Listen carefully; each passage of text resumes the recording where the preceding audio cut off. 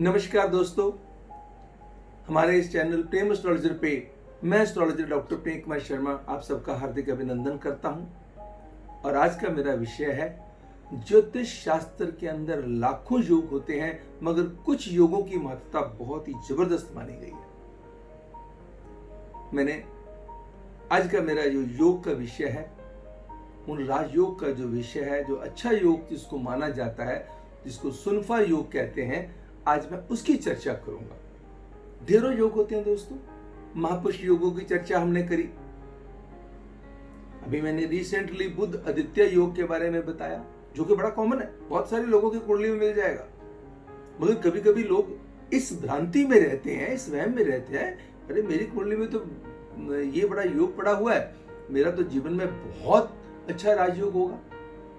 उसके बारे में, बुध आदित्य योग के बारे में जानकारी के लिए आप हमारे डिस्क्रिप्शन बॉक्स में जाइएगा और जानकारी लीजिएगा, आपको मिल जाएगी। ऐसे तरह तरह के योग जो हमारी जिंदगी में, गज केसरी योग के बारे में भी बड़ी जल्दी आपके पास एक्सप्लेनेशन, पूरी फुल्ली एक्सप्लेन्ड वीडियो आ रही है, उसके लिए भी आप तैयार रहिएगा दोस्तों। आज का विषय सुनफा योग। सुनफा योग क्या होता है? जब चंद्र कुंडली के अंदर दूसरे स्थान पे ग्रह बैठे होते हैं तो सुनफा योग बनता है। ये सुनफा योग के अंदर भी शास्त्र ने कहा है कि ऑस्पिशियस प्लैनेट्स का बैठना अति आवश्यक है, तब सुनफा योग बनेगा। अगर चंद्र कुंडली में राहु जाकर के सेकंड हाउस में बैठ गया, या केतु सेकंड हाउस में बैठ गया, या फिर जाकर के आपका सूर्य बैठ गया, तब उसके प्रभाव को वो क्षीण कर देगा। लेकिन अगर बुध बैठा हुआ है, शुक्र बैठा हुआ, गुरु बैठा हुआ है, तो ये योग अति उत्तम योग माना गया है।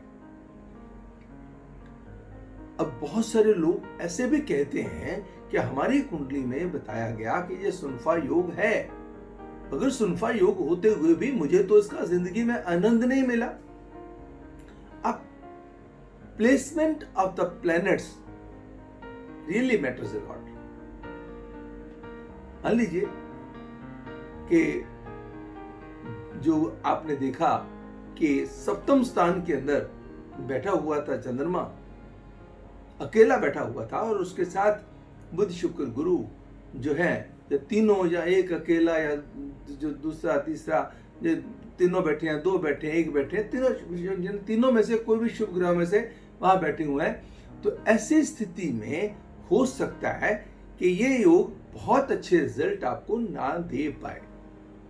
जब देगा ना, तो ऑल ऑफ सडन देगा। अगर ये मैंने अष्टम की बात करी है, तो कॉम्पेंसेशन दे देगा कहीं ना कहीं से, बड़ी जबरदस्त, बट अनएक्सपेक्टेड होगी।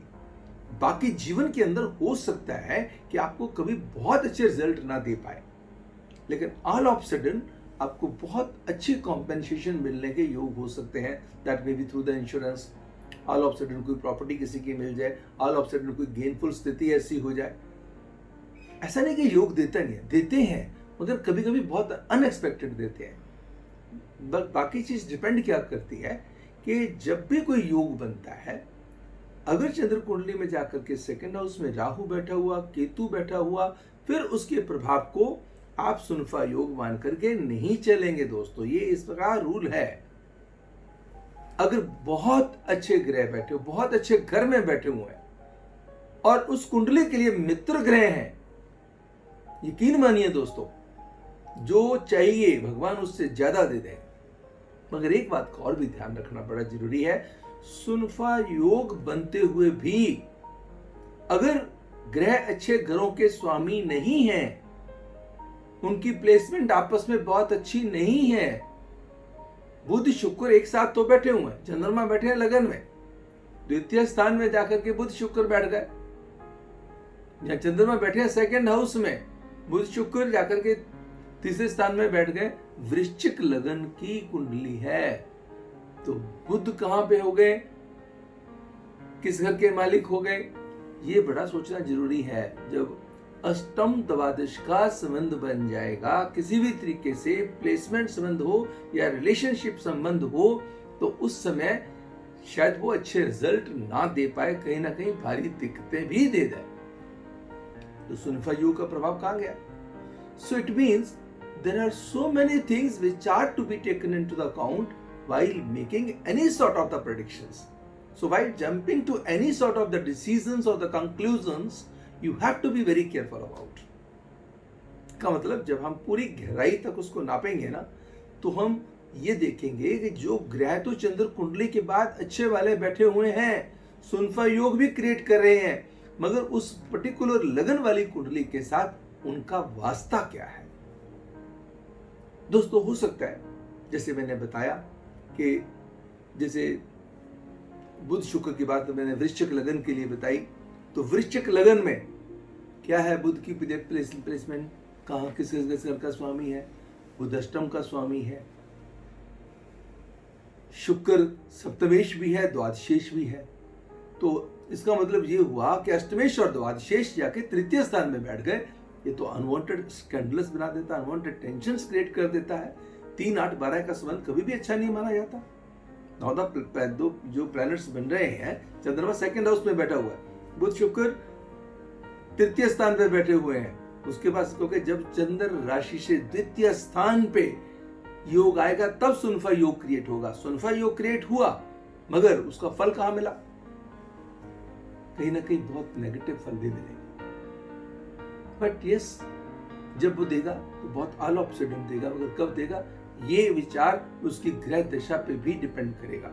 सो इट मीन्स दोस्तों, सिर्फ ये योग देख करके प्रसन्न नहीं हो जाना, खुश नहीं हो जाना कि मेरी कुंडली में सुनफा योग पड़ा हुआ है। मुझे किसी भी पंडित जी ने, किसी विद्वान ने, किसी अच्छे ज्योतिषी ने ये कहा हुआ है कि आपकी जिंदगी में बहुत अच्छे रिजल्ट आएंगे, तो उस इल्यूजन में रह करके कभी कभी आदमी सुस्त हो जाता है।